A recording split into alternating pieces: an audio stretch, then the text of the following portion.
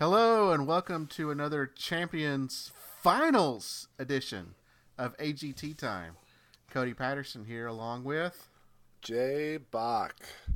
Ready for the finals, ready to talk about what we saw.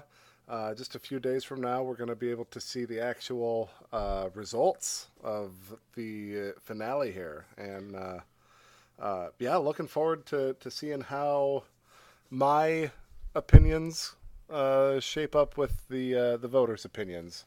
You mean we didn't get results this week? I was for sure that we were going to get some sort of results. I mean, we watched all the acts before.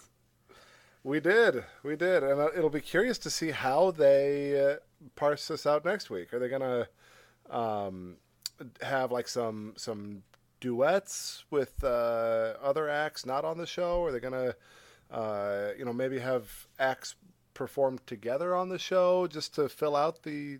I'm assuming it's an hour episode. I don't know for sure, but to fill out the time, it could just be a 30-second episode if they were so inclined. Absolutely. They could just come out and say, well, here's our winner and, move on with the night. But I will say that I did get a tiny spoiler for next week. It's nothing major. We're just, from what I saw, we're going to have one of our acts that's been eliminated already going to come back and perform.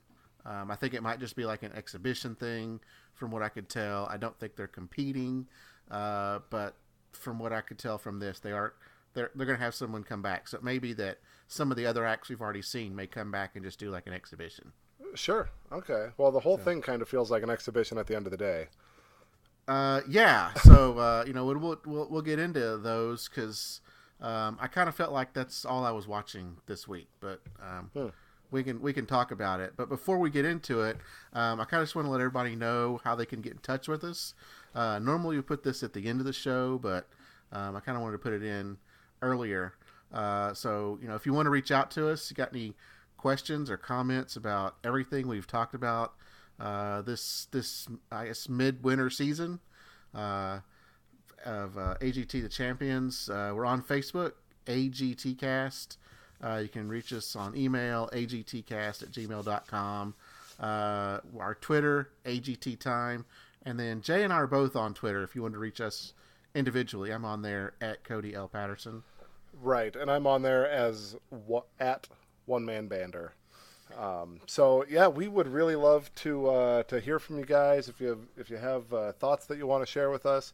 I really would love to speak with somebody who is in the audience or who was even pegged as one of these super fans. I'd like to learn a little bit more about kind of what you guys did behind the scenes. So I'm putting that out there in the universe, and maybe we'll be able to make that a reality. Yeah, it'd be great to hear from somebody about kind of what's happened behind the scenes this season. There's just been a lot of unknowns that we just we want to clear up. We're big fans of the show. We like to know some of these things. Some of the the voting and whatnot's been a mystery. So it'd be great if someone would be willing to come on and talk to us for a little bit. Yeah, love to hear it. So. Yeah, also iTunes, we want, comment, rate, review. We'd love to have that too. Yeah, of course, yeah. Everything that podcasters tell you to do. Go out there and tell the world how wonderful we are. With that, another thing that we've kind of been tracking at the beginning of these podcast episodes is looking at the number of viewers. And to recap, over the first 5 weeks, we had 9.97, 9.98 million, 9.7 million, 10.45 million on week 4. Still not sure what happened there. Still not sure. Back down to 9.79 for week 5, and then this most recent episode was 10.44. So it jumped up a little bit again. People tuning in for the finals. Yeah, I think they were, wanting to see the best of the best, and so it's there now. Well, this week we got pretty much, everybody performed this week, and not only did our 10 finalists, our 5 golden buzzers, and the 5 people that were picked to go through based on superfans, we got 2 wild cards. Right. So suspicions were correct. We had wild cards. This was the most underwhelming reveal I've ever seen. They said, performing tonight are these 10 acts. And also, they didn't even say and also. They just said John Dorenbos and Darci Lynne Farmer at the end. And Terry Crews comes out on stage and he says, Simon, do you want to tell us about these extra acts? And Simon says, we decided to bring on 2 wild cards. And that was it. That was it. And we went right into the show. It's like, there's no explanation of how they were chosen, who chose them, what's going on. I don't know. That's crazy. Yeah. The conspiracy theorist side of me says, there's something fishy going on, or, for some reason, the production said, we've got too many just straight up singers and we need to bring a little bit more variety into these finals, or, this is kind of Simon Cowell's baby. Maybe he has, executive control to say, I want to add a couple acts, so I'm going to do it. The other side of the coin is, like the FCC has rules and regulations around game shows, and you can't fix things, and you can't have things decided ahead of time. There are rules that you need to follow, and you need to submit, your game, your award to the FCC so they can make sure it's all on the up and up. So I have to believe that they're at least attempting to be on the up and up if they're not actually. But all that to say, we got 2 acts back. John Dorenbos, who is as likable a guy as we know, super engaging, just a really big heart, big smile, and then one of my all-time favorites, Darci Lynne Farmer. So I can't complain about it. Glad to see a little bit more variety instead of just a bunch of singers stacked up here at the end. I couldn't agree more with you, Jay. I thought this was the greatest thing to bring these 2 back. Obviously, you wanted to see Darci. She's on your draft team, so she's on your draft board. So you're excited to see her. I love John Dorenbos. I think he's got great personality. He owns the stage. The magic's not some of the best, but I think he makes up for it in his motivational speaking, his excitement, his energy, and just the way he is on stage. So I'm very happy they brought these 2 back. You mentioned that they thought they might have had too many singers. Well, one way to eliminate that, don't golden buzz singers. When you're the in charge of the show and you think, we have too many singers, you know what? Don't golden buzz a singer. It's easy. Golden buzz one of the variety acts. So. Yeah, but I mean, this is also what Simon Cowell does, right? Like he's a record producer. He knows musicians and he knows singers, and when he sees a singer that is worthy of a record contract, he knows it, and he wants to be in on that. So whether consciously or subconsciously, like that's what he does. That's what he knows. So it's not a huge surprise, I guess. I guess not. He's, but this is a talent competition with multiple things. I don't know if he produces any of those other singing competitions. I guess American Idol was maybe his show as well. That was his, and I think X Factor was his too. Okay, so. Yeah, so he's got singing competitions. Yeah. Let's bring in the variety, and I'm glad they brought particularly these 2. There were some others they could have brought, but Darci is one of the big fan favorites. My mom has told me she watched, and then when Darci was eliminated, she stopped watching. Ha! And then I messaged her and said, you need to watch last night's show, and she did, and she was super excited. So she only watched because Darci was on. Oh, man. And she was probably as part of that 10.4 million that watched. Yeah, she tuned back in. So people may have heard that Darci was coming back, and people tuned in. Hey, was that the other week that it was 10 million? Was that Darci's week? Boy, that's an interesting question. That was week number. Let me pull it back up here. Put me on the spot. That was week number 4, January 28th. Okay. I don't think that was her week. So if we go back to January 28th, we had No, because Paul Zerdin was on that week. Yeah, we had Paul Zerdin. Yep. It was probably the professional regurgitator they were all that could have been. You know, your Cody Mims of the worlds are out there tuning in for professional regurgitator. Right, or maybe it was the Denmark contingent that tuned in to see the Moonlight Brothers. It had to have been DJ Arch Jr. Could very well be. All right. So anyway, what'd you think of this format tonight? It was, they didn't do any packages. Well, I guess they did do a little packages. They didn't do any green room stuff. No, we didn't see any green room. They kind of rammed them through. They did. Nothing, yeah. Nothing stood out to me too much. They had to cram 12 acts into what was normally 10. So, I think maybe a fewer judges' comments a little bit. I would say that the video packages felt about as long as expected. Maybe a touch on the rushed side, but not unwatchable by any means. Yeah, it did feel rushed, but I think 12 is normally what they have like during the live shows during the summer. But I think maybe those are the acts themselves are maybe cut down some, and we'll get into the times as we talk about each act tonight. But it did feel rushed. It's like they just brought one in after another. They do a package, and then they would just go right into their performance. There wasn't any, hey, welcome back. You made it to the finals. None of that stuff. It was, let's just get them on through. Yeah, and the songs themselves tend to be pared down a little bit. So they're, I think generally not clocking in over 3 minutes. I'll be curious to hear those numbers. Looking at judges' comments, there was a number of times that we did not get comments from all 4 judges. Like, one of them they just edited out.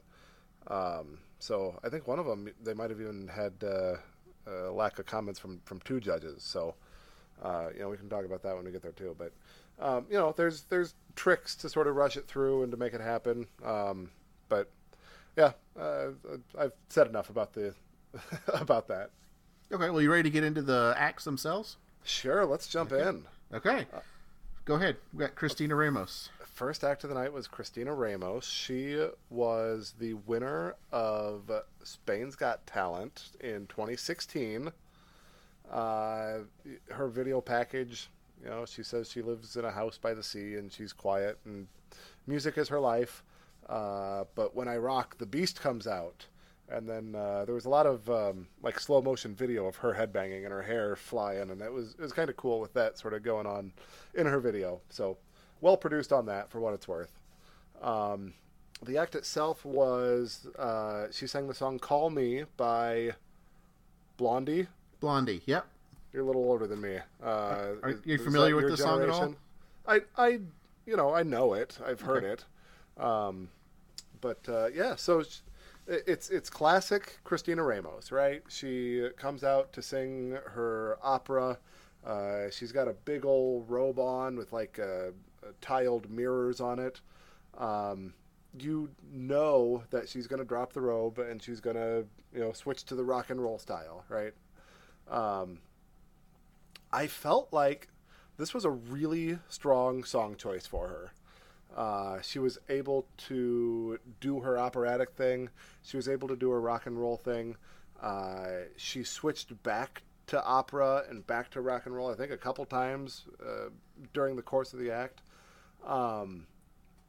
She's got an amazing vocal range. Like her highs are so high, and her lows are so low, right? And or at least it's an impressive vocal range, to say that as well. So I thought she looked great. I thought that her rock and roll costume wasn't too sultry, but it totally got the point across. This is my sassy side, and she effectively walks that line between a beautiful opera singer and a rock and roll diva. This was probably the best that I've seen from her. I liked this act. Yeah, this is I think the third time we've seen her We watched some of her Spain's Got Talent Yep. videos, and then the audition, and then this. For us, we're professionals here now, so we're experienced podcasters at this point, and we've now seen her, so we kind of know the gag, we know the bit. Right. She's going to wear something covering her rock and roll outfit. She's going to start out opera, then she's going to move into the rock and roll fun times, Blondie, getting sassy, whatnot. But if you're in the studio audience, maybe it's kind of new to you. Maybe you're not familiar with this. Right. So it's going to be a shock to you. But now that we've seen it 3 times, maybe people at home probably get it at this point. I think we could probably drop that bit. I think we could probably just go with the rocker part of this and then incorporate the operatic piece into the rocker songs. Kind of like, I think she did it somewhat in this one, as you mentioned, and I think she just needs to do that. I don't think every song she needs to come out, start an opera, and then go into the rock and roll bit. Right. This stands really well for one song at a time. If she goes into her second song and then her third song and then her fourth song in a row, like, I'm starting to kind of lose interest, right? Yeah. Like, okay, you've done this, right? Yeah.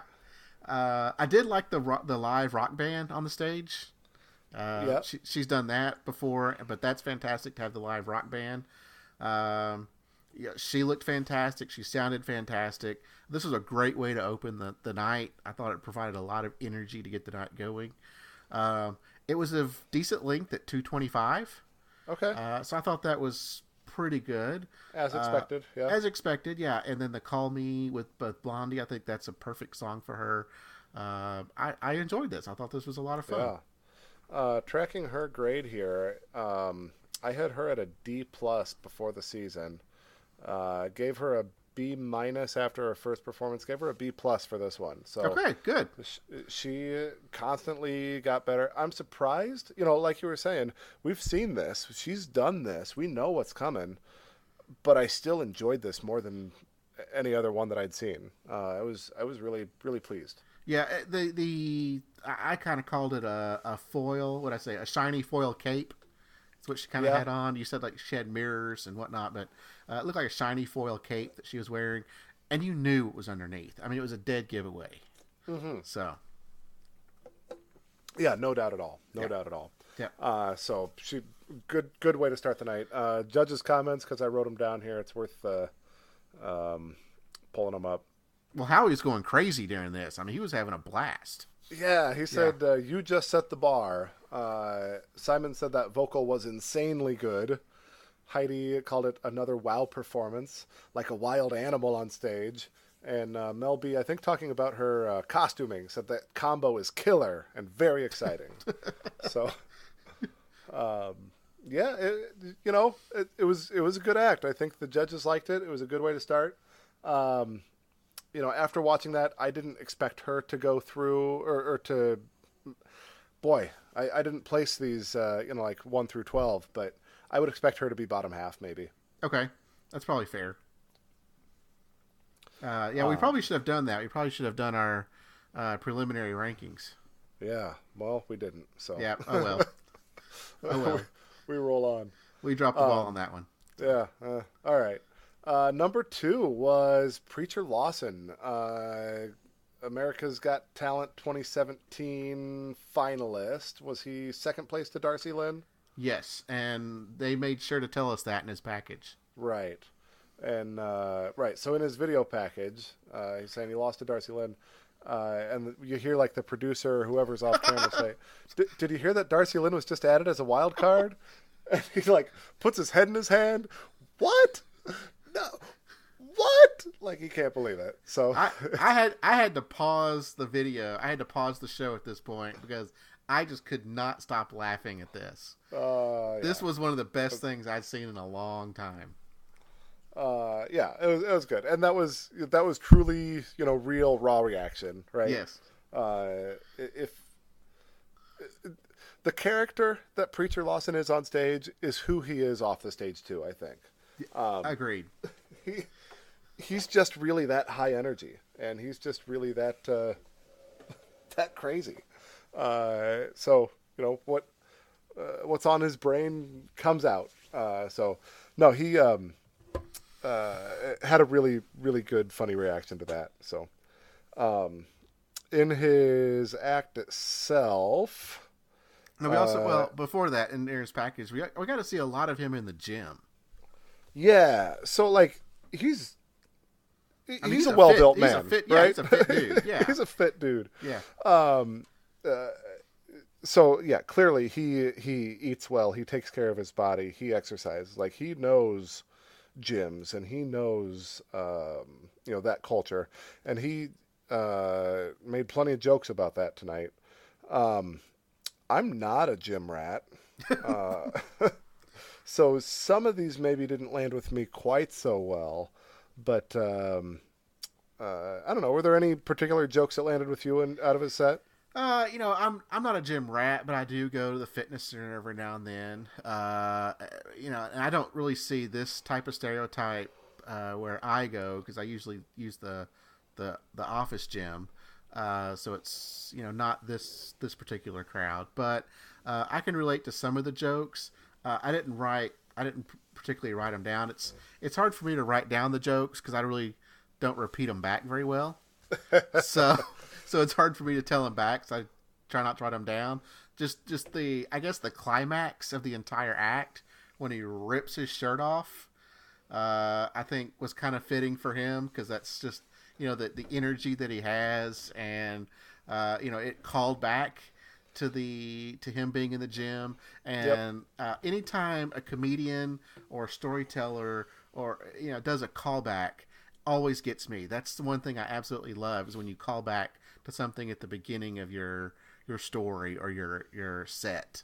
This was I thought one of the best ones that he did, because when he just ripped that off and he's just yelling Katrina mad, then I was just rolling on the floor. So like he's very high on the physical comedy, right? Yes. And just the super high energy that just sort of blows everybody's hair back. I mean it was good. I kind of enjoyed some of his jokes from the beginning of the act. He said, "I don't really drink. Alcohol is nasty. I've never seen a person take a shot and not slap the table afterwards." So, that's sort of a funny, just visual image. Why do people drink shots, right? They really should stop doing that. It would. It looks like it's hurting them. Yeah, it does look like it's painful, and I will attest from personal experience that it can be painful. Yeah. So, no, I enjoy a good drink from time to time. But just the visual of it, that's funny. That's good observational humor.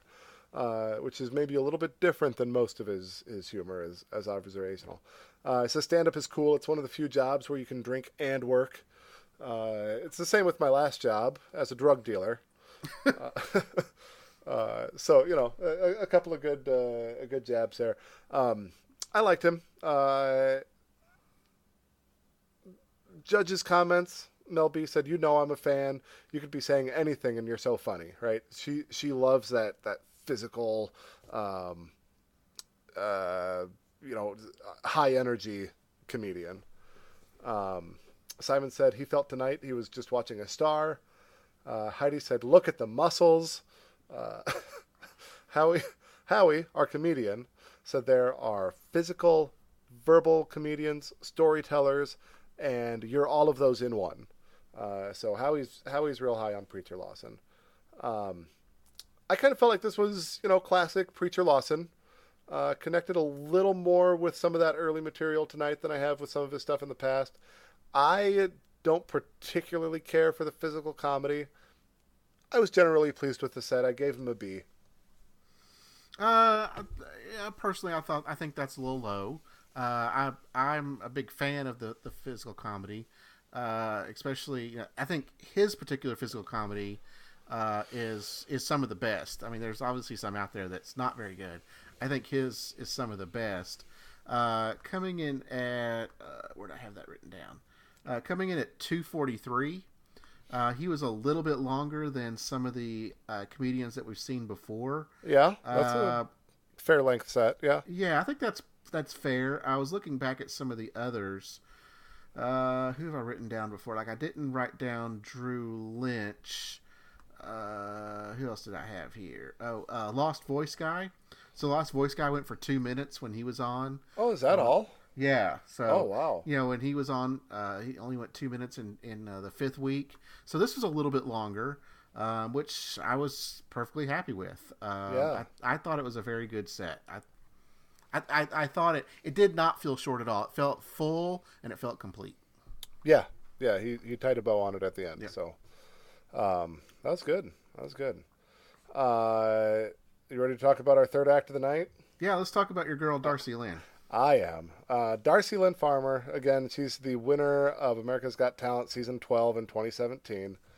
The video package was pretty ho-hum, right? She's bummed that she lost her chance after being voted out, and then she got the call back to be the wild card, and she's going to come back and blow the roof off, and decided that Petunia has been her lucky charm, so she's getting her rabbit Petunia out for tonight. Well, yeah, that's what you do. I mean, when you've got something, then you bring it all with you. You don't go with your second best puppet. You go with your top puppet. Yeah. I should say so. Yeah. So, anyhow, she comes out. She's just as cute as ever, wearing her like flowery dress. She's got a rabbit Petunia with her. She starts off with a little bit of comedy even. She says, "Hello out there, out there, out there, out there. Can you hear me? Hear me? Hear me? Hear me?" And, she's standing up on stage, her puppet's up on stage. Neither of their mouths are moving. It looks like a real honest to goodness echo, right? Like, it's so cute. Says, "What do you want to sing tonight?" Petunia says, "Italian opera." So the song was "O mio babbino caro." Wow, I'm impressed that you got that. I couldn't get that one. It sounded familiar. I just couldn't find it. It's kind of one of those classic songs that exists out in the ethosphere. The operatic universe. Yeah, I had to pull it up on the Wikipedia to know what it was, but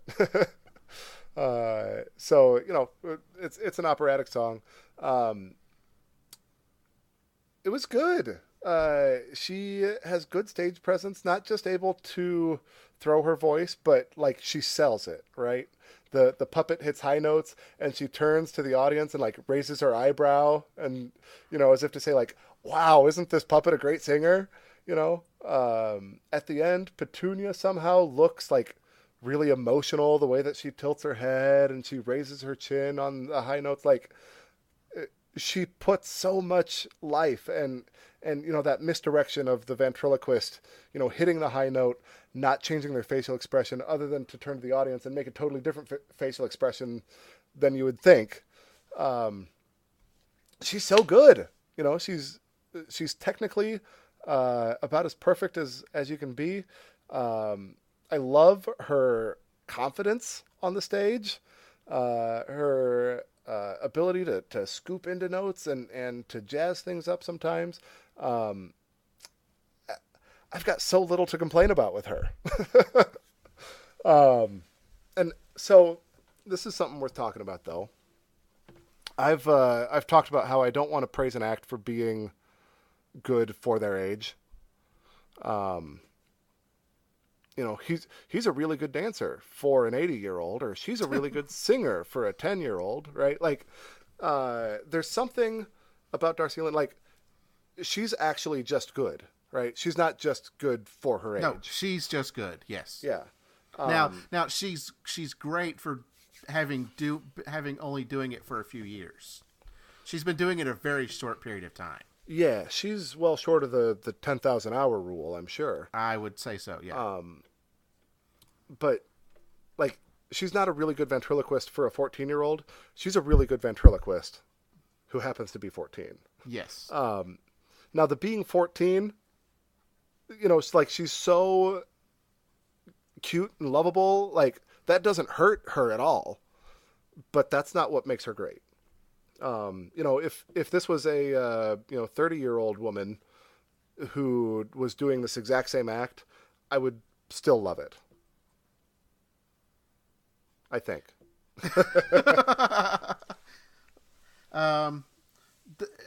Yeah. I don't know how much more I can add to that. She as a whole is fantastic. This particular act, the opera, was fantastic. I didn't particularly like that they just got right into it. Okay. So I think in all of her previous acts, there's usually been, more dialogue, some other types of jokes, and then they kind of find a way to slip the song in there. The song usually has something to do with stuff they're talking about, and she kind of just slip the song is kind of a side thing or an addition to what she was already doing. It was pretty much, hey, let me do some echoes, and then, hey, what do you want to sing tonight? Right. Oh, well, let's just do opera. Okay, why? And can you add a little bit more to that? So it's almost like they just said, hey, you've got 2 minutes and 9 seconds. What do you want to do? Let's sing an opera song. Okay. So, all right. 2 minutes and 9 seconds is what they gave her? 2 minutes and 9 seconds. Yeah. So. Good. All right. Judges' comments, for what it's worth. Simon says, I believe this for so many reasons is your best performance. I think you may win. Mel B says, you deserve everything and much more. Howie says, we didn't know you sing opera. You're still surprising us after all these performances, which is, I think it's a fair compliment to say, we thought we've seen everything that you have to give us, and you gave us something else. You gave us something more. So that's good. No, the opera is something we haven't seen before, and it was very nice to hear her do opera. I just kind of wanted her to kind of just ease into it. I didn't want it just, right in my face. Hey, we're going to sing opera tonight. That's fair. Yeah. I was having trouble coming up with any criticisms. So, I do kind of wonder, how much help she has on her material. I wonder what coaching she has. I wonder, kind of some of that just behind the scenes stuff. But I don't know. I think she's wonderful.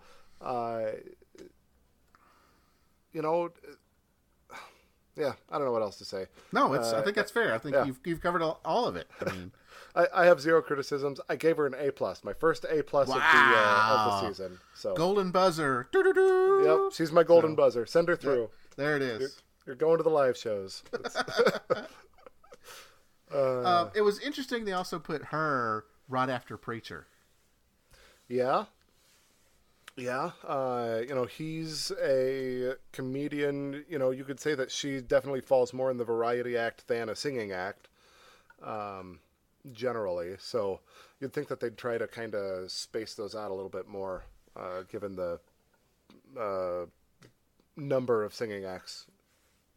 Well, and it was more of, he's always been tied to her. He finished second place to her. They just talked about in her package that he finished second place to her. Yeah. Oh, she's coming back. Yeah. Then they put her right after him in the show. Yeah. So it's almost like they're trying to tie the two together for some reason. Yeah, and in his package, like that was a big part of his video package was the oh, did you know Darci Lynne's coming back? So it would make sense to kind of bookend them together while we're thinking about her to bring her in. So okay, fair enough. But, it's like putting latte dogs before Tom Cotter all the time. So. Right. Right. Good. Do you want to tell us about Deadly Games? Yeah. So it was great to see Deadly Games back. This was Heidi's Golden Buzzer. Now they were a finalist in season 11, 10? Yep, 2016. Season 11, yep. 2016. Yep. And so this time when they came out, I actually thought they were reversing roles a little bit. You kind of see, you see him going up against the board. And I thought, oh, is she going to throw the knives this time? But no, they flipped it around and put her on the board, and he threw the knives.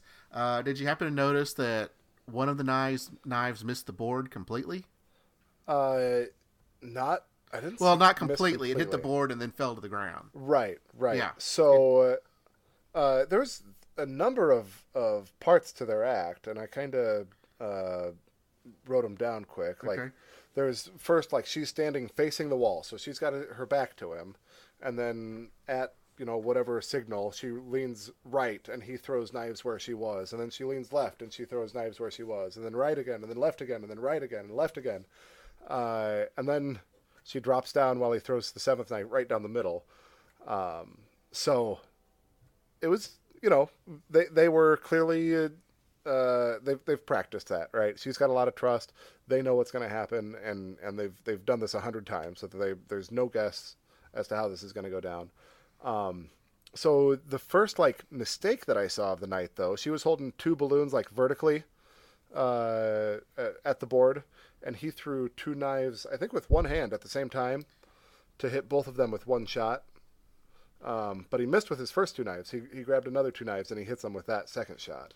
Okay, I think I may have missed this a little bit because I thought he threw one knife and intentionally missed the balloons in order to come back with the two knives that he could throw at the same time to hit the balloons. I actually thought this was an intentional miss. Okay, that could be. In order to demonstrate, hey, now I have two, and I'm going to throw them both at the same time. But I may be off on that. Yeah. We might need to go back and look at that, but it looked like it might have been a mistake. So then we've got her standing at the wall. This is where he throws the machetes, the big knives. Yes. One of the four doesn't stick. We hear the judges saying, "Oh, he's a little off tonight." She takes an apple and puts it on her head. He shoots a crossbow through the apple. I'm glad he wasn't off at that point. Yes. He's dialed it in by this time. She goes over to this spinning wheel. It's a vertical wheel, like a Wheel of Fortune kind of thing. She spins at what looks like a really fast pace. Yes. And he throws, I think I counted 8 knives. And I would guess that he threw them all to the same side. But her left and her right is going to keep switching as she's spinning around in circles. So, 4 knives on each side hit the board. And then on this spinning board that she's on, there was a balloon above her head. Takes a crossbow to hit the balloon, and then he says, "We're not done yet, judges. Bring the balloons and join me on stage." Yeah. And then we get a commercial break. Yeah, and I'm going to stop there for a moment because I want to kind of go back for a second. So okay. It seemed like all of these little tricks that they've done, we've seen before. I think they took all of their previous stuff and just shoved it all in this one performance. Yeah, I don't know that there's anything really new here. Not yet. Not yet. Not yet. Well, I was going to say that the spinning board, the spinning wheel that you talked about, if you remember when they were on America's Got Talent the first time, that was the board that fell apart during practice. Oh, right. Yeah, that was the board that fell apart during practice and fell over, and she had to, I think, go to the hospital or be checked out or something. Then they did that trick during the live performance. I mean, everything was fine, but it came apart and fell on her. Yeah, that does ring a bell now that you say that. So, a lot of the same things that we've seen them do before. They're just doing them again, cramming them all together. Boy, when you were timing this, I'm guessing you cut out the commercial break, but this still had to be a long performance. Was this the longest one of the night? This was not the longest one of the night. No kidding. No kidding. But it did throw off my timing a little bit because we had to go to the commercial break. I had to stop my timer because I didn't want to record. Well, I'm watching on Hulu, so I don't have commercial breaks anyway. But still, the transitions of the title cards and then the little black time for about a second or two, all that's in there. But I don't count any of that. Sure. In my time. So, but it's still, even with all of that, it was not the longest of the night. Wow. Yeah. Well, I'll be interested to hear what that is. So they come back from commercial break. We've got all the judges up on the stage, and he lines them up, shoulder to shoulder to shoulder, with their balloons out in front of him, and he's just about to shoot, and he says, "I can't do that. We need Terry Crews." So they bring Terry Crews out to add one more guy. So we've got the 4 judges, Terry Crews and his wife, all shoulder to shoulder. He's going to shoot through all these balloons, and it does make for a pretty spectacular shot, right? You see all those balloons go, from being there to gone in an instant. It was a pretty cool effect, yeah. Yeah, and they had a great view from the perspective of the board, looking back at him, showing the arrow coming toward it, and then the balloons popping, the judges reacting. I thought that was a fantastic shot. Yeah, I always have complaints about them overproducing things and showing slow motion and all that stuff. I'd love to see just one wide camera shot of the entire act from beginning to end. Maybe do like a picture-in-picture or a split screen thing where you show the reactions. You don't have to cut away from the entire act though. But seeing all those balloons pop in slow motion, like it's cool. It's fun. It is cool. Yeah. So I liked it. Judges' comments. Heidi shows us her sweaty armpits. Yeah, armpit sweats. Says that was so scary. You think she had to go to makeup after that? No, I don't know. I don't care. There's something really lovable about somebody who's known for their beauty just being a little bit raw, right? Yeah, yeah. I appreciate that humility. I'm just a person, right? Mel B says, I think the mistakes made the act even better because it raised the stakes for us. I agree. Yeah. It shows that they're human. It humanizes them. It shows that they're human. It does sort of make the danger feel a little bit more palpable. Howie said he's just simply happy to be alive. Simon says, as a category, I think this is the best in the world. Boy, it felt long to me. Yeah, it was long. It was 5:25. Oh boy. Wow. It was 5:25, but still not the longest of the night. Okay. Yeah. So they already got twice as long. So if you kind of put them together, Preacher Lawson, they were longer than Preacher Lawson and Darci Lynne put together. Wow. Yeah. So yeah, I'd say it felt longer than it did in the past, but probably more in a good way, right? There was a lot of tricks. I'd dock points for maybe a couple of mistakes. I think maybe the unnecessary tension built by bringing Terry Crews in, points away from the production for cutting to commercial break. I would rather just watch it live, right? Instead of seeing production get their hands on it. Yeah, and if you're going to have the judges come up, you just need to say as well, hey, and Terry, come on out too. Yeah. And if you notice, the wife kind of stood on the end. Uh-huh. So she would have, unless he aimed really high, like above her head, she would have been the first one impaled. Yeah, no doubt. So, but if he'd gone over her head, then it would have gone through Terry Crews. But I think they intentionally put her on the end in order to not, in order to save the actual talent of the, the show. She's the one who's clearly in the most danger. Yes. If a judge flinched and raised their hand up, I imagine that could happen. But at the end of the day, there's some inherent danger, but I can't believe it was that dangerous. But I don't know. I mean, an arrow going right in front of your face. That's still no doubt. Just don't have Amber Lynne do it. Let's.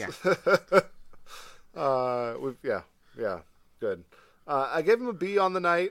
Their previous grades, I'd given them a B+ before the season, an A- after their first. So right in between, or I guess that's actually lower. It's a B, isn't it?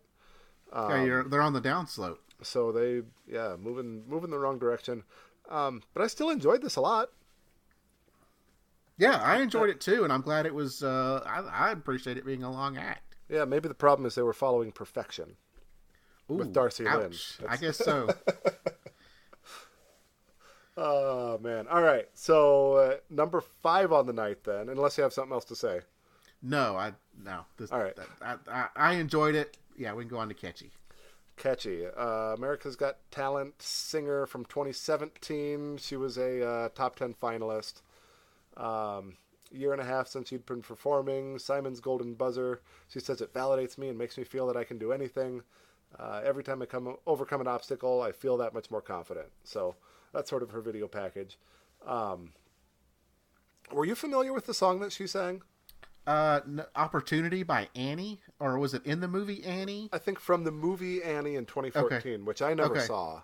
I didn't see that one. I only saw the original 84 Annie, the original movie Annie. Okay. Which, FYI, Daddy Warbucks from that passed away this past week. So. Oh, really? Wow. Yeah. Way to be tuned in. Yeah. So, no, but from this particular movie, I'm not familiar with this song. Who was Daddy Warbucks? Was that Yul Brynner? No. No. Oh, shoot. Somebody else bald, right? Yes. Hold on. I should know it because, it was just a big deal. Right. Well, I pulled it up here. Albert Finney. Albert Finney. Okay. Yeah. The song, I think, was performed by Sia. Okay. Who we've talked about the fact that I'm a Survivor fan, and Sia is also a Survivor fan. She even made an appearance at one of the finales in the last couple of years here. So she's in my consciousness, but I don't know who she is. Like, I was really confused when she showed up in this finale. I didn't know who she was. So I don't feel like the song really connected with me either. I haven't seen the movie. I'm not really familiar with Sia. I'm not really familiar with the song. I just didn't... I wasn't moved. No. No, I wasn't either. This was just another song for me. Mel B gave a little bit of criticism, or at least some... she got booed heavily in this. She did. Yeah. At least she didn't buzzer, because I don't feel like this competition has any place for buzzers. But she says, I think you've become one of America's favorite acts, but we lost you a little bit. Howie said you're a champion inside and out. Simon said one word, inspiration. We didn't get anything from Heidi. Kechi responded and said, I always appreciate honest feedback, which I think is, humble and good. That's a really nice response, right? That's how you should respond. Yeah. This was fine.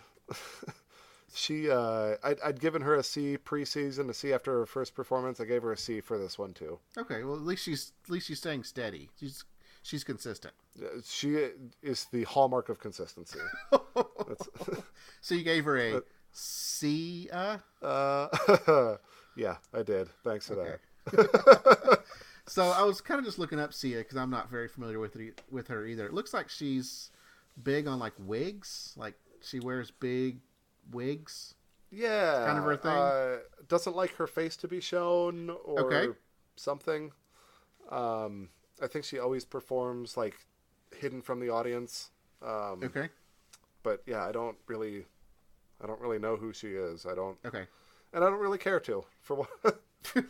It's fine. My life is fine. Will we see her on finale night next week? Interesting question. I doubt it, but boy, that would be the second series that I've seen her show up at the finale.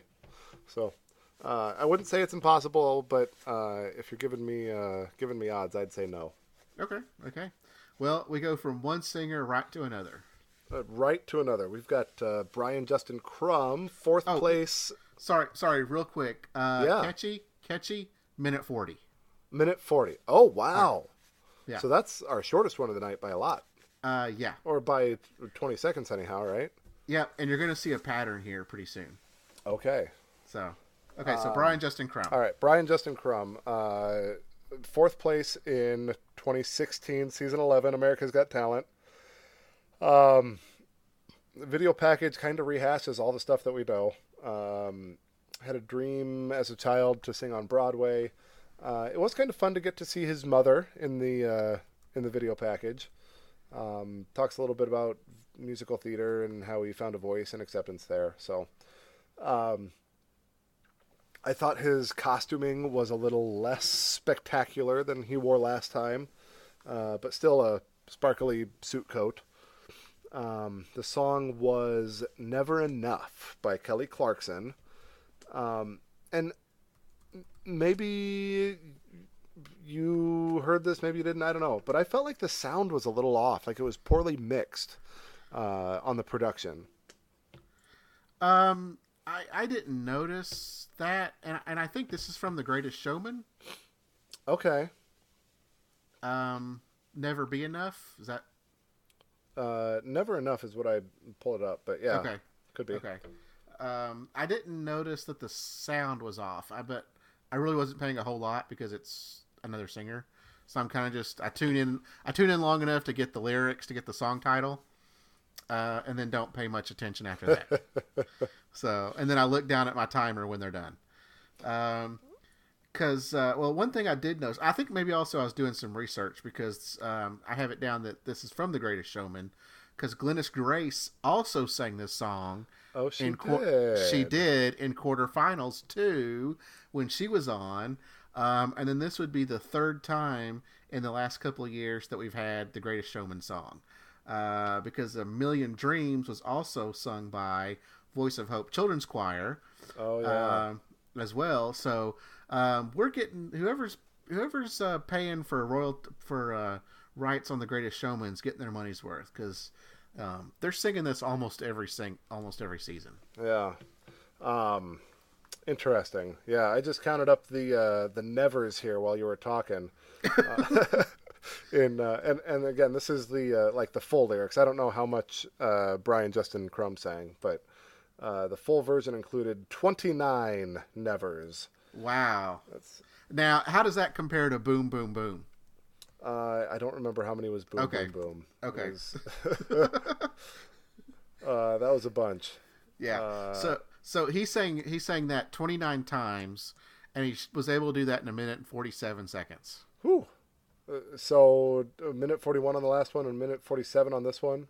1 minute 40 on Kechi, 1 minute 47 on Brian. Wow. All right, there were 76 booms. Okay. So well under the 76. Yeah, so we need to go back and now figure out how many booms per second compared to how many nevers per second. So.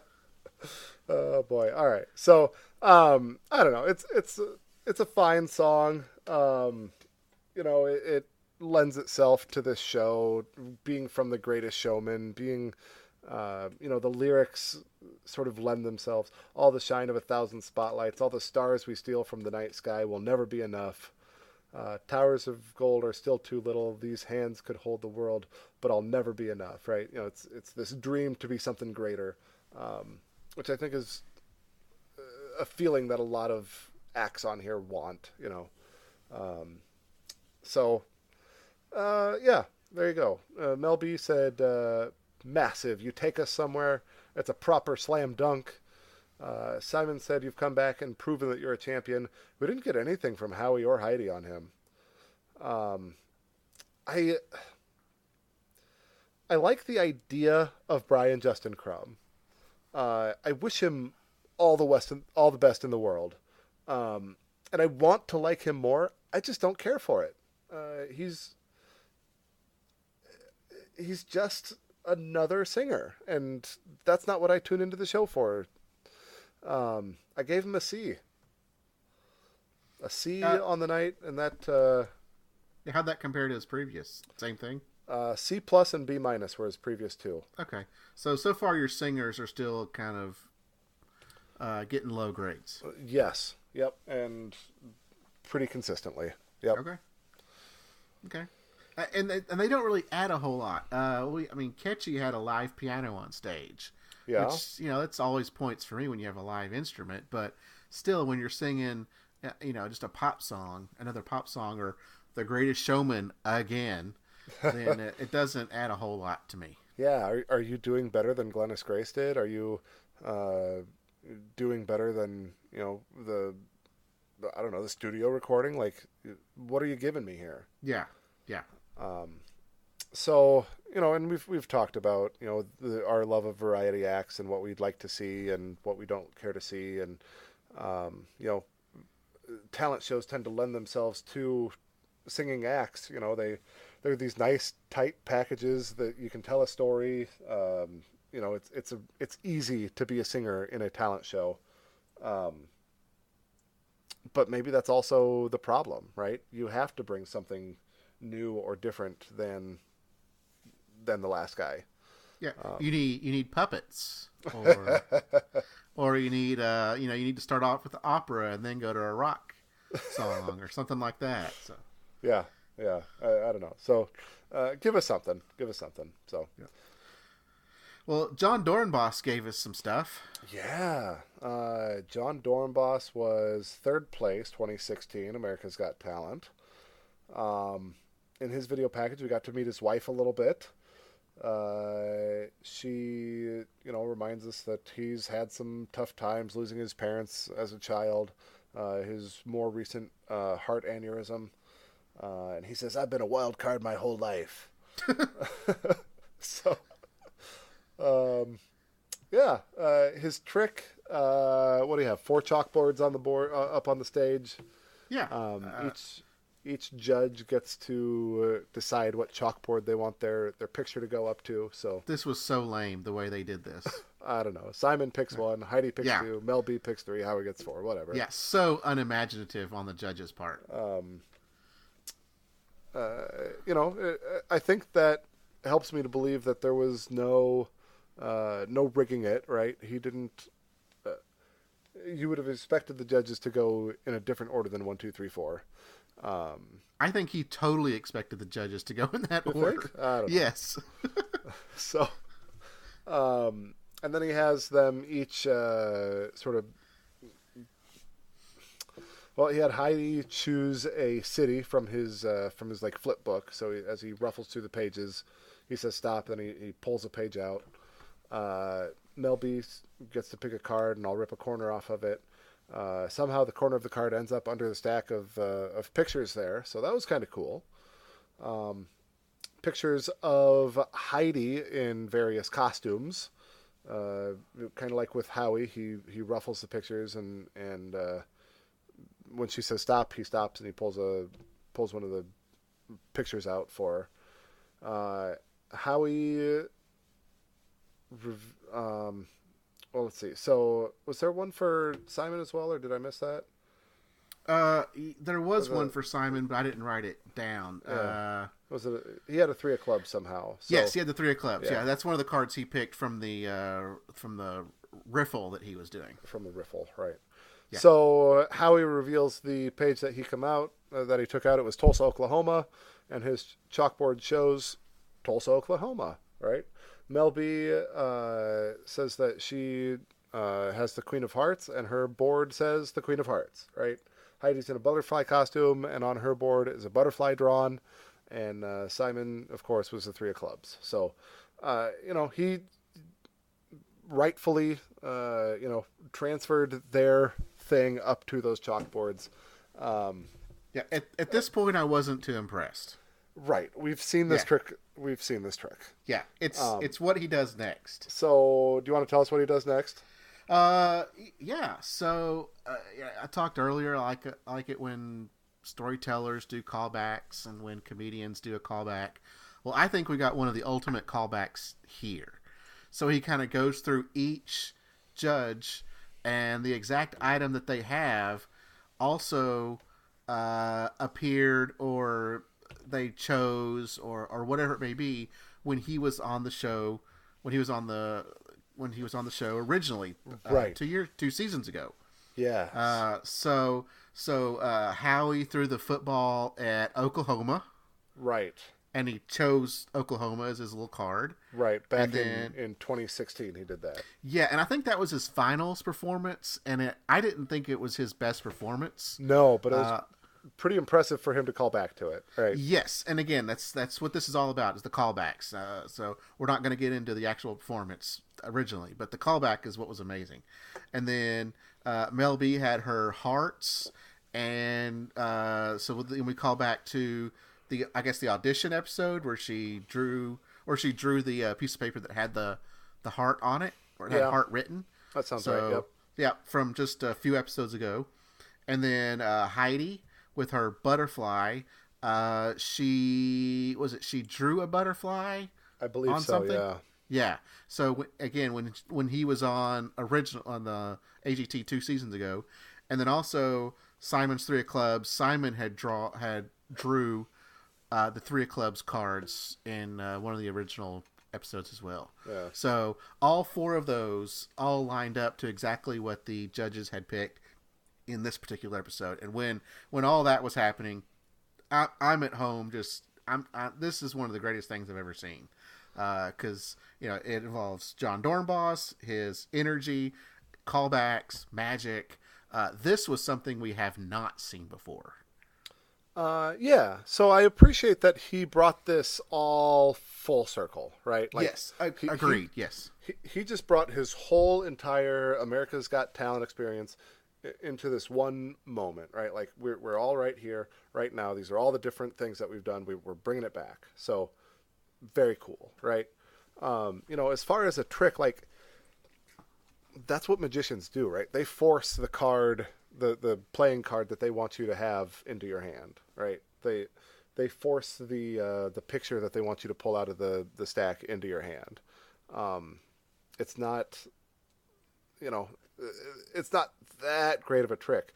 The planning the trick, the designing the trick was magnificent. The trick itself was pretty ho-hum. I'm gonna have to disagree.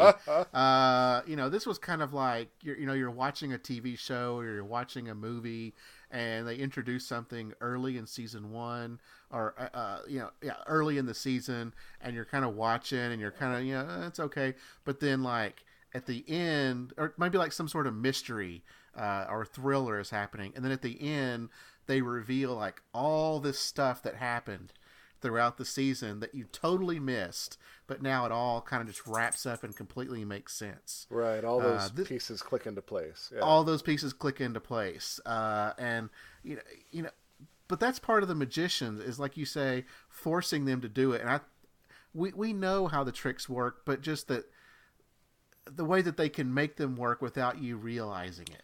The semi mystery behind it, the mind games that they play with you type thing. Yeah. The mind designing the trick to encapsulate the entire his entire run on America's Got Talent was magnificent. And I won't take that away from him. So now he did do this in 6 minutes and 10 seconds. Whoa. Yeah. Okay, so that makes sense. Now that I'm kind of thinking back, to initially getting all the judges' faces on the chalkboards, and then getting them each to pick their card or to get their picture or whatever, and then to reveal those on their chalkboards, and then to show them that they had picked those things before. That makes sense. That it would be, I'm guessing, the longest one of the night. Yeah, this was the longest one of the night. Now, I believe this also include his one final reveal that he had at the very, very end. Okay. Yeah, that he's going to be a dad. So, congratulations to the Dorenbosses. Yeah, and if I recall, he actually, baby has actually just been born this week.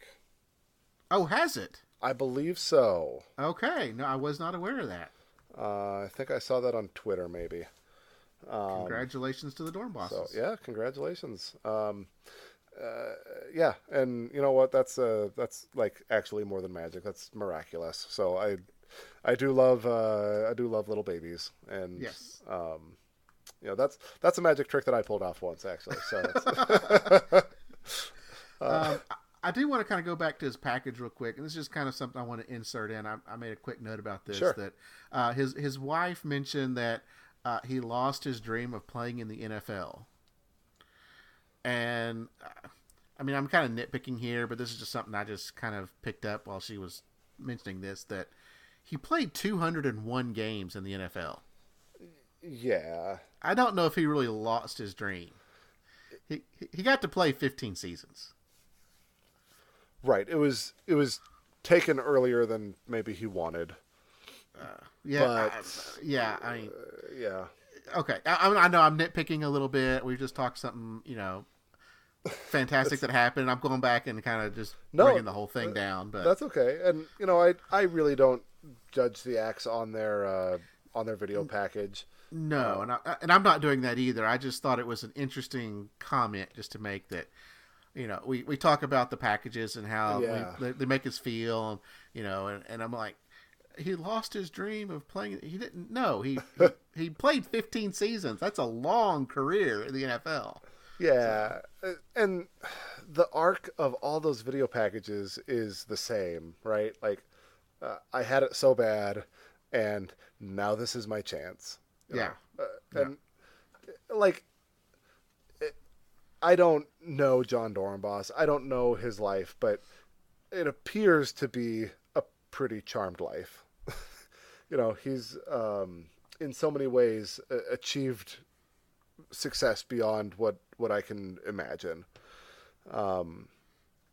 We know about his parents passing. We don't know what sort of a situation he ended up in after that, but he was able to turn that into a NFL career. Like, he's he had some hard times, there's no doubt, but he's already reached a level of success that most people won't. Oh, absolutely. So I didn't want to bring that down. I just had that as a kind of a comment that, they put this stuff out there, but it's like, you gotta be careful because. Yeah, I don't know. Maybe that was a quote taken out of context, or that she was gonna add a but to the end of that they cut it off, or I don't know. True. But yeah, that's on the producers. I'd say not on them. Yeah, fair enough.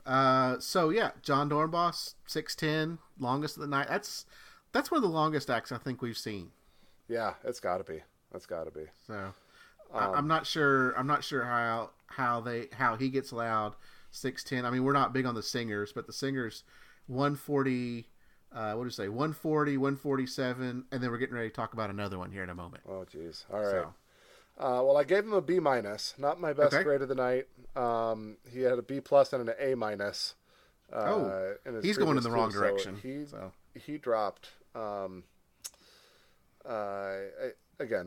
love the way that he designed the trick, but the actual magic, I don't know. Yeah, his magic has never been the best magic, but it's his energy and his presence on the stage that is, I think, what people love about him. His stage presence is second to none. Absolutely. So, 8th act of the night, we've got Angelica Hale, our singer from 2017. She was second place, right? Yes. Howie's Golden Buzzer from then. Dreaming to perform, in her video package, we see her saying she's going to be the next Whitney Houston. She was in it to win it. In it to win it. Yep. Reminds us that 7 years ago she was in the hospital with, was it a kidney issue? I don't remember. Yes, I believe that's correct. Okay. And here she is at the finals of AGT Champions. So she's doing great. Her song is called Impossible by James Arthur. Are you familiar with this one? No, I'm not familiar with this one. I'm not familiar with this one either. I don't know the song. It didn't really connect with me. I can look at her technicality of her singing. She has very clear vowels. She has very good consonants. When I sang choir in high school and college, they talk about how far you're supposed to open your mouth, and she opens her mouth wide like you're supposed to. She has good falsetto. I kind of like it when you see her furrow her brow a little bit. She gets a little bit aggressive in her singing. And that's about all that I have to say about it. Yeah, I mean, we've talked a lot about Angelica Hale, and it's kind of just the same as it is every time. Obviously, she's a little bit older now. She's got, a little bit more experience, but it still seems the same as it's been the last couple of seasons. Did you happen to notice in her package when she made a comment about Susan Boyle? I didn't write that down. No. Okay, like she was competing at Susan Boyle, like she was really impressed of who Susan Boyle was. And I was just kind of curious if she actually knew who Susan Boyle. Like, does she understand who Susan Boyle is? Yeah, like the cultural moment, that touchstone moment of Susan Boyle, right? Yeah, like the impact that she had on Britain's Got Talent and America's Got Talent and that type of thing. I'd have to guess that she doesn't. Okay. She doesn't get it, right? I guess. I mean, she knows she's up against a good singer. Yeah. And two good singers. I mean, Paul Potts, too. Yeah. But it seemed like she mentioned Susan Boyle and Paul Potts, and I was like, why'd she only mention the two British singers and not all the other singers? But the song itself, I mean, it's just same songs we've heard all the other time. So, minute 40 for Kechi, minute 47 for Brian Justin Crum, minute 42 for Angelica Hale. Oh, jeez. Yeah. If you had me guess, I would have said, in that minute 40 range, looking at the other songs. But that's crazy short, right? The three of them together still aren't up to what John gave us, John Dorenbos. No. He did basically 3 shows, 3 performances in one. Yeah. Judge's comments, Simon said, you deserve respect for just showing up. Howie says, you are living up to the hype. Mel B says, obvious improvement from the last time we saw you. Didn't get anything from Heidi on that one. It makes you wonder, do the judge, I mean, are all the judges actually making comments and they just maybe edit them out? Or I think they gotta be. Or do you think these judges are actually not making comments? No, I think they're making comments and they're just editing them out for time's sake. I don't know. I didn't love the song choice. I didn't connect with it. It didn't connect with me. She's technically very good, but it's just not my style. I gave her a C. Yeah, you're being. I mean, I say you're being rough on the singers, but that's probably where I would give them as well. Yeah, she had a C+ for both her preseason and after her first performance. So slipped a little bit to a C, and that's fine with me. And I think maybe those C+ were just that we were excited to see her again, and now that we've seen her for the second time. Yeah, she bring us something new. There's nothing there, man. And you know what? There's no doubt, like, she has her fan base. There is a lot of love out there for Angelica Hale. And if this is your thing, like, that's wonderful. I have a lot of grace for everybody to love their own thing because, God knows that I've got a weird taste in a lot of things. So, let your freak flag fly. That's you do you. If you love it, enjoy it and lean into it. And we're here kind of spouting off sort of our thoughts as absolute amateurs in the field. So, we support you if you want to support Angelica Hale. We're never going to tell you not to support her. No. If you want to support her, go for it. We're happy that you like her. And support anybody else you want. That's absolutely. Fine. But so.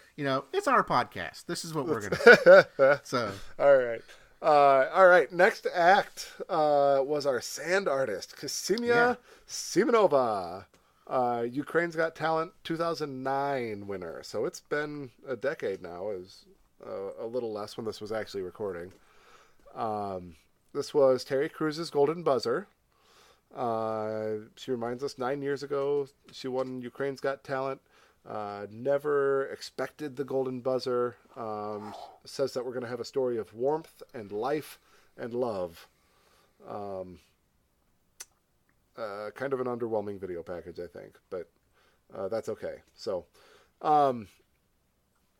the act itself, it's one that I had seen before. Did you see this one before? No, I haven't seen this one. Was this part of the 10-minute one that I've mentioned, or was this a different video? It could have been. I don't know. starts with like a young couple sitting on a bench under streetlights. There's like a radio announcement, and you hear like wars coming, and these airplane engines overhead. Like, Yeah. Did you recognize the speech? No, is that Churchill? FDR. It was FDR's okay. Pearl Harbor address. Oh, okay. It switches to, we're hearing taps play. We're seeing a monument that's built. She builds like a city next to it, and then she. I thought that was the Washington Monument with the Washington Mall. Okay. Like the water, what's that called? Yeah. Okay. That's what I thought that was. All right. Oh, I could believe that. So there's the monument, and then there's the city next to it, though. So I don't know if like that was. I didn't know what the city monument was, or a specific city or what. But yeah, she sort of puts these high-rise towers up, and she puts that city like inside of a window frame, and clears off everything outside of it. So we've got this like window, and then she makes this woman inside the room. She's got a tear coming down her cheek. She's looking out the window. Outside the window, she draws this man who has like a sailor hat on outside the room, looking in through the window. And then there's this child who's being held by the woman, looking out the window at the man looking in the window with the sailor hat on. And the last thing she does is she puts this little sailor hat on the child. And that kind of hit me a little bit. Right? Like that was like that finishing touch of like, oh, right, so it must be the daddy, or like that anticipation for him coming home. So I thought that the storytelling was generally pretty good. That moment itself, it hit me a little bit. So then what'd she say? She wrote life always wins, and then she changed the I in life to an O to make it say love always wins, which was a nice little touch at the end. So it was good. Thoughts on the act, on the storytelling of it? I think she's a fantastic storyteller. She hits you right in the feels. Seemed like she hit all the American stuff with FDR, taps, Washington Monument. I think she was really trying to hit that. The sand art, we've only seen 2 sand artists on AGT from what I can remember. Yeah. Both of them are fantastic. This was 4:23. Okay. So I thought it was just the right amount of length. That feels like the right. Yep. Yeah, it felt just right. It wasn't too long, wasn't too short. Didn't feel like she was cramming it all in, like last time. Let's see. Yeah. What did she do? She moves... 320. Yeah, 320 last time she was on. Really? Okay. Yeah, so this is a minute longer, and it felt better. Last time it felt rushed. She didn't have to explain the story ahead of time. Yeah. This time, so they kind of gave her a little bit extra time to tell it. I thought she did a fantastic job. Yeah, I thought it was very good. Judge's comments. Heidi said, truly amazing to watch. Simon said, I never thought I'd say I understand the power of sand, but this was beautiful and creative. Melby says it's a proper story or a series of books all in one moment. Yeah, I don't know. That last image kind of hit me. I didn't fully follow the story. I thought maybe there was some, parts that were brushed over or something, but that last shot of the child sort of imitating the father and what appears to be the father coming home from war, I liked that. That hit me. So I gave her a B. Immediately following, I think. What'd you knock her off for if you gave her a B? Not fully following the story. Okay. There was just some jump cuts that I didn't get. I didn't. The young couple sitting on the bench. Whatever that was in the background, it looked like maybe a farm. I don't know. It just didn't quite. It didn't quite follow for me. Okay. So there's a couple things that I didn't follow on. But I think she's wonderful. Like, I really do. Thinking back now, maybe I should have given a B plus or an A minus, but I had a B written, so it's what I felt at the time. Yeah, go with your initial gut. Don't change it after the fact. Yep. She had an A minus for both her grades prior to this one, so only a small slip there. Okay, I think she has a bright future. Yeah, I'd love to see her, turn this into a real honest career. I don't know what you do with it, but yeah, can you watch it for an hour or an hour and a half? Boy, I don't know. Okay. Maybe I could see her like traveling with a band or doing like if I tell you what, if there were like a performance of like Vivaldi's Four Seasons or something, right? Like I could see her do that for an hour along with a orchestra performance. Oh yeah, with the live orchestra, yeah, that'd be great. Yeah. Or something along those lines, right? Where I'm gonna go see a live orchestra, and we happen to have this sand artist along with it. Like, oh yeah, I'm all in. With Kseniya. So this orchestra with Kseniya. Yeah. So something like that, I'm all on board. I could see her building a career out of that. Absolutely. Yeah, and now that she's got American exposure, I think it'll really help. No doubt. Yep. Okay, well, speaking of exposure, how about Paul Potts? Paul Potts. His video package, well, just a reminder, I guess, Britain's Got Talent Season 1 winner, 2007. He says, I have very high expectations for myself. I would have been disappointed if I didn't make it to the finals. And then we get to meet his wife. So something I've noticed, like we get to see a lot of family, right? There's his wife, there's John Dorenbos' wife, some parents of Angelica, Hale. Kechi's mom. Like, so we've gotten to kind of see some family, which I appreciate as sort of a through line of the television show, I guess, of this particular episode.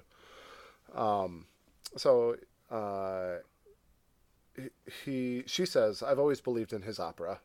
So she's a supporter. He sings Nessun Dorma by Puccini. It's another like recognizable opera song. Nice to be something that I'm familiar with, right? Instead of some of the other acts or some of the other songs that are more unfamiliar to me. I pulled up. Two old guys are doing this when we prefer the opera over the 3 pop songs from earlier. Well, again, this is our podcast, gosh darn it. That's true. Yep, that's right. But if you disagree with us, hey, we would really love it if you'd interact with us on our socials. That's right. Disagree constructively. No harsh comments, please. Right, but, yeah, we love a good dialogue. Right. The whole reason we're doing this. So, I pulled up that song and I don't even remember what the storyline was, but the last 2 lines of it is, at dawn I will win, I will win, I will win. So I thought that was kind of funny. But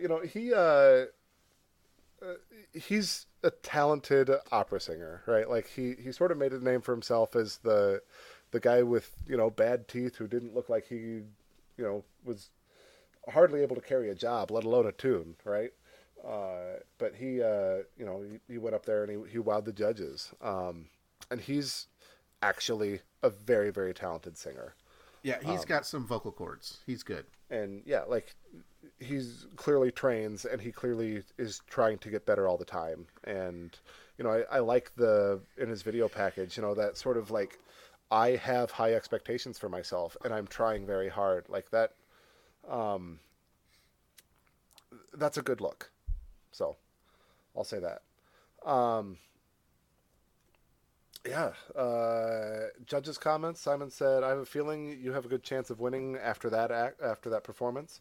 Howie says, I'm not an opera fan, but I'm a Paul Potts fan, and it was perfection.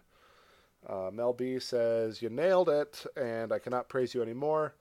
And then we get Paul Potts giving a little dedication of his performance. I loved this. I absolutely loved this. So Neil E. Boyd was the winner of America's Got Talent Season 2, which would have been right during Britain's Got Talent Season 1, right?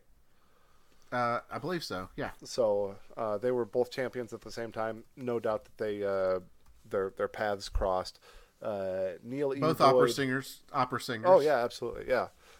So their paths certainly crossed. Neil E. Boyd passed away, I think, just this last summer, right? I believe so. Yeah. So he dedicates it to him. I thought this was a pretty engaging performance for me, and I like Paul well enough. I gave it a B. Yeah, I think that's a fair grade. I mean, it's he's Paul Potts. He's one of the OGs, so yeah. He's sang for royalty.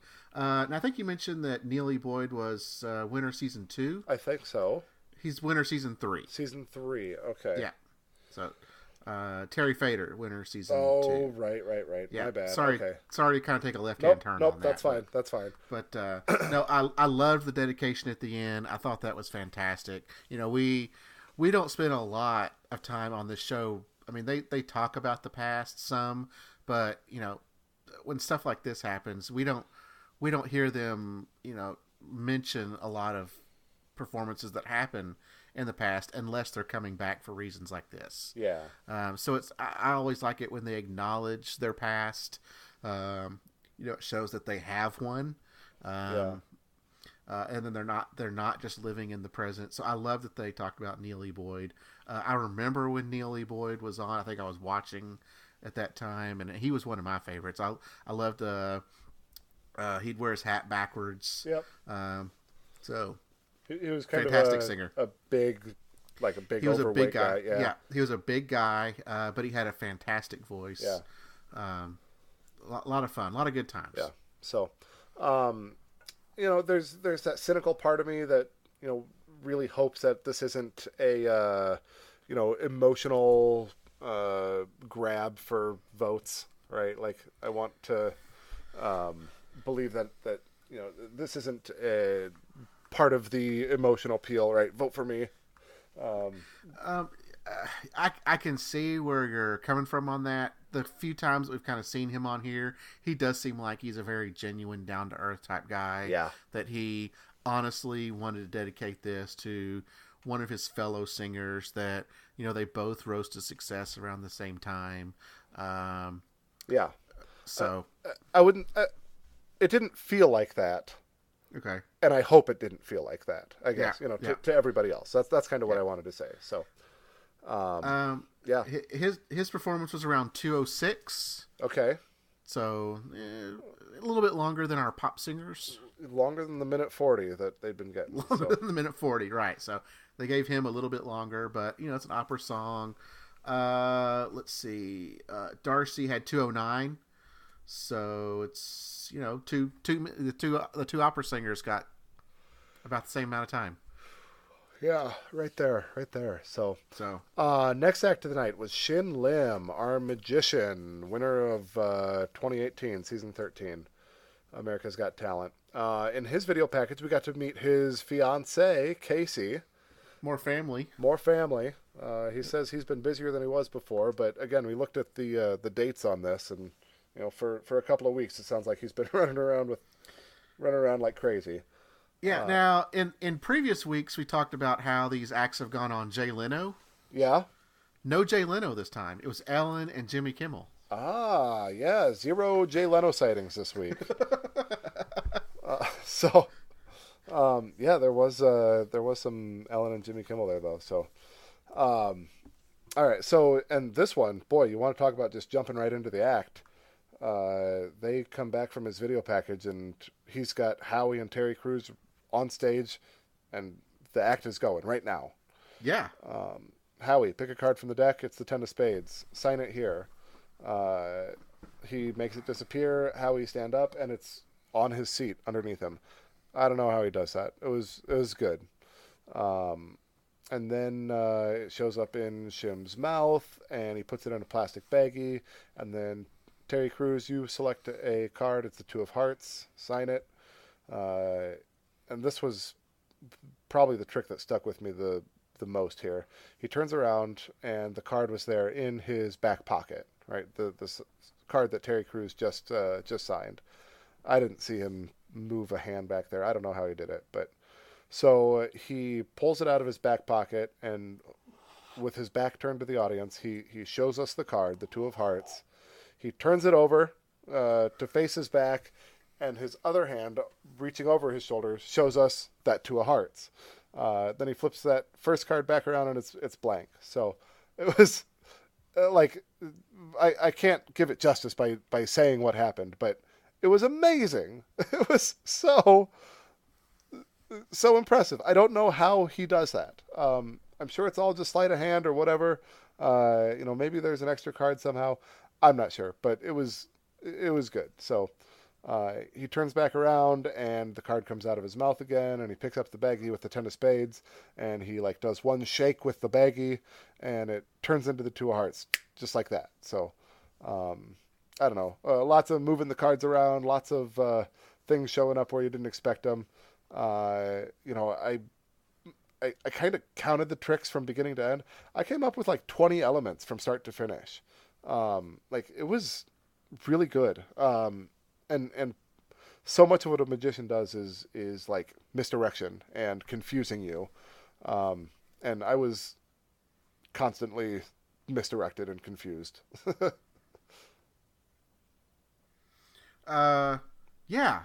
So I know I'm kind of just jumping in here on this. No, yeah. I'm glad you enjoyed it. Shin Lim's one of the best. I felt like for this performance, you know how you go to a concert and you want you don't want the singer to sing the new stuff. You want them to sing the hits. Yep. So when I was watching Shin Lim, I felt like I was seeing Shin Lim, the greatest hits. I felt like I was seeing the same tricks, the exact same tricks we just saw 2 months ago. Yeah. I know he just finished the show and he probably hadn't had time to learn new tricks, but I felt like we had just seen 80% of these tricks. Now, the one where it's under Terry and in his pocket, those two, I think those were brand new. I don't think we'd seen those before. Yeah. But I felt like the rest of it was, and some of them even seemed like they repeated in the same performance in that night. So I'm being a little Debbie Downer here on Shin Lim. But I felt like I was seeing the exact same thing we just saw, in September. Yeah. I don't know. You can still know how the trick is done and still appreciate how well the trick is done.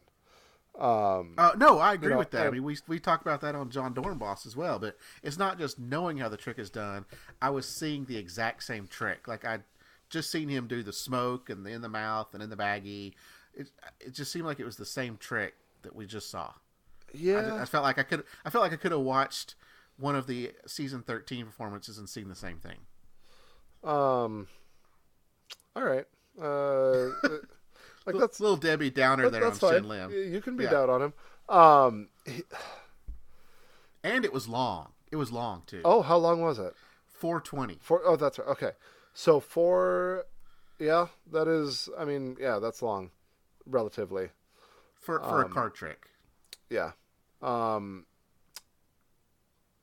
So have you ever seen, I don't know if this is going to fully connect here, but Penn and Teller, they do the cup and ball trick with clear plastic cups. Have you ever seen that? No, I've never seen them do that. It's so good, right? Exactly what they're doing. He's literally telling you what they're doing as they're doing it. Yeah. And it's still just mind-blowingly good, right?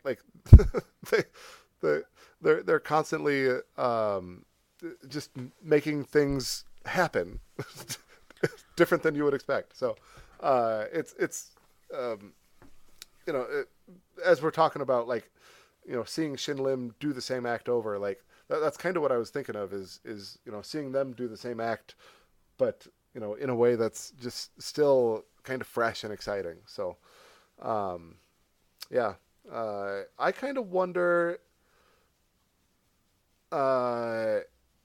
It's close-up magic, and Yeah.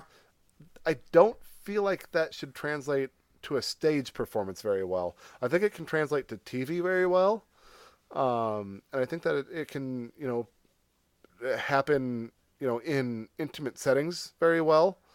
But man, like on a Vegas stage, this is some pretty small stuff that he's got to do. So Yeah. No, if you're in an auditorium with I don't know what those hold, 1,000 people, 1,200 maybe. Sure. Yeah. Is that a big stadium, big auditorium? You're right. It's not going to translate well, but you get it in a small auditorium that holds 150 people, 200 people. Yeah. And then on TV where they are close up, they can see what's going on. You're right. It's going to translate a lot better. Yeah. So, I'm a little curious what sort of setup he has for his Vegas act, but no, I enjoyed this a lot. I think that his magic is very, very good. I don't care that it doesn't translate to the large stage very well because it was on my TV and I got to see it up close. So I gave it an A. Oh, good. Okay. So it was a good hide gray from me. Good. And they showed more of like waist up this time. I think last in the audition it was just his hands showing the black. What that black mat, yeah, the mat or board or whatever it might be, yeah. This time it was more, waist up. We saw more of his face. He ran his fingers through his hair again. So he needs to get a comb and comb it or a brush and brush his hair some. So. Yeah, maybe that's kind of his signature move. He maybe got some feedback, like, hey, you need to be putting your hands through your hair. Hey, so is that what he's doing? He's rubbing his fingers and getting some gel or something on there. And that's what makes the card stick, or boy, I don't know. It might be just part of his persona. I don't know. Well, speaking of playing the hits, oh boy, we get Susan Boyle. Let's bring it home. Our 12th act of the night. Yeah. Everybody knows. This has been a long one for us, Jay. Whew, yeah, we're at what are we at? An hour and a half already? Almost hour 40. All right, okay, let's bring her home. Susan Boyle, opera singer, Britain's Got Talent, 2009. She was actually the runner-up on her season. Mel B's Golden Buzzer for the Champions season. She comes out and she does "I Dreamed a Dream." Her viral video. That's the one, right? This is from Les Mis. The audience loves it. Susan Boyle herself, she seems like just totally humble and just a total sweetheart, as likable a person as there is out there. I was remembering what she said before her first round. And being a champion for the unheard and the ignored, and I love that person, that kind of person that Susan Boyle is. So,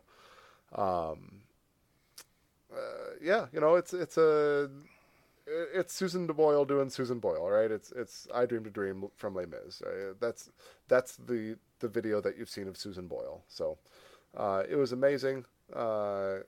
Heidi says, it was absolutely amazing. Simon said, it took me back. You're a champion. Howie said, the word champion isn't enough.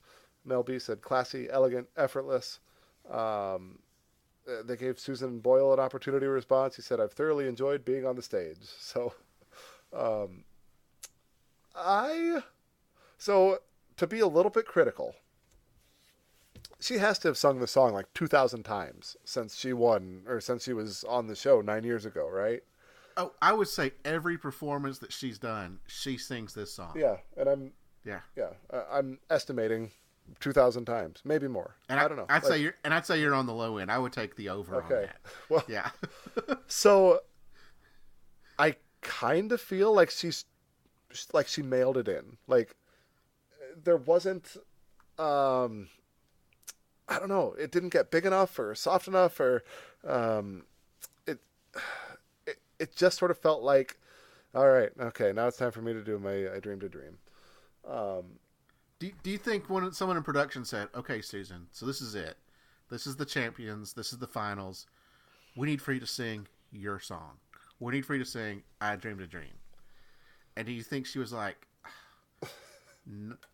not again, please? No.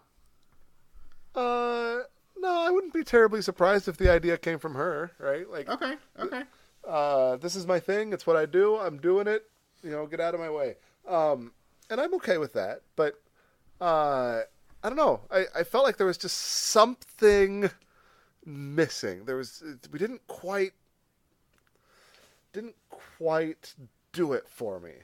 Yeah, and that's what I put. I said I kind of feel like she mailed it in. I gave her a B for the performance. She had a B+ and an A- preseason and after the first performance. So a B is not a bad grade, but I felt like there was just something missing there. So I thought she did fine. I mean, this is her song. 2:47, I think, is probably about the right. Okay. I don't know how long the song itself is. The full length of the song. Yeah. Is I mean, do you happen to know? Like, is it? I don't. Is it like a really long song or? No, I remember the Les Mis movie that recently came out. The Hugh Jackman movie? Yeah, with Hugh Jackman and who played oh shoot. Oh, yeah, now you're putting me on the spot. Man, so yeah, but like the whole thing was how it was like this one shot of her for the entire song. Like it was one camera shot on her face and she just nails it. And it's such a powerful song. It's in a really powerful part of the movie, and if you know the Les Mis story, there's a reason why this is such a popular song, why it's kind of in everybody's consciousness. But yeah, I don't know, it was fine. I'm done talking about it. So well, a little Les Mis for you here from IMDb. It came out in 2012. Yeah, Hugh Jackman plays Jean Valjean. Jean Valjean. Yep. Jean. Yep. Then, man, this thing is, I mean, it is packed with the best here. Oh yeah, it's very good movie. If you haven't seen it, go see it. And I have not. I probably need to. So it's got Russell Crowe, Anne Hathaway, Amanda Seyfried. Anne Hathaway. Anne Hathaway is who you were thinking of? Yep, she's the one that sang it. Yep. Sacha Baron Cohen. Yep. Baron Cohen. Yep. Helena Bonham Carter. Yep. I mean, it's got them all. It's action packed here. Yeah, a lot of big names in this one, and it's really well done. We don't need to go into the Les Mis grades, but it's a good movie. It's a good song, and it's a classic. The story itself is a very long and interesting story. So, yeah, with that, should we update what we've got on our draft here? Yes. Yeah, let's do that. So we added our wild cards. Yep. So you added Darci, Lynne, and that means I got John Dorenbos. Yep. We'll give that to you. So, of the acts going into our final episode, I've got Darci Lynne Farmer, Susan Boyle, Shin, Kseniya, Simonova, Deadly Games, and Paul Potts. I'm feeling pretty good about my chances. Yeah, I'd say your chances are much better than mine. I think you with Darci Lynne, Susan Boyle, and Paul Potts, is definitely probably your front runners there. The best that I could get would be Angelica, Hale, or Preacher Lawson. I don't think the rest of mine have a chance. Okay.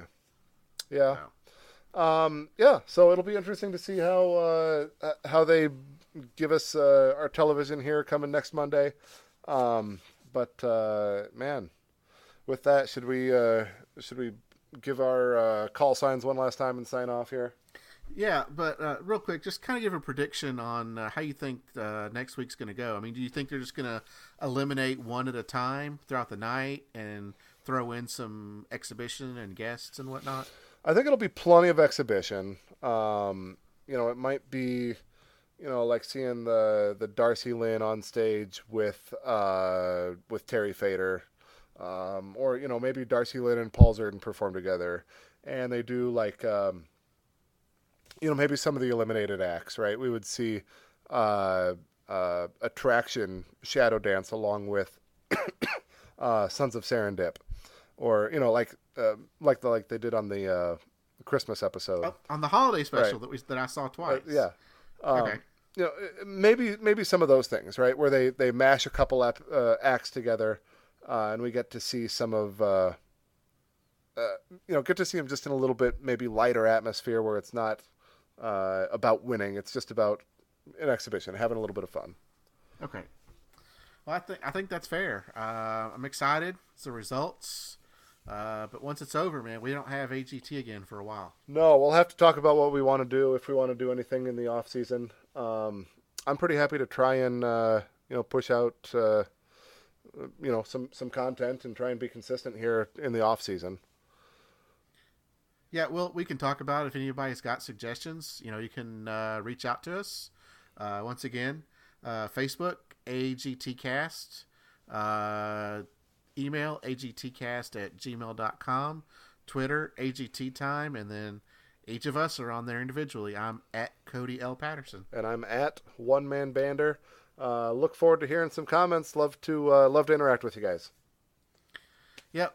So we'll see y'all next week. All Have right. a good night. Happy Valentine's Day, Cody.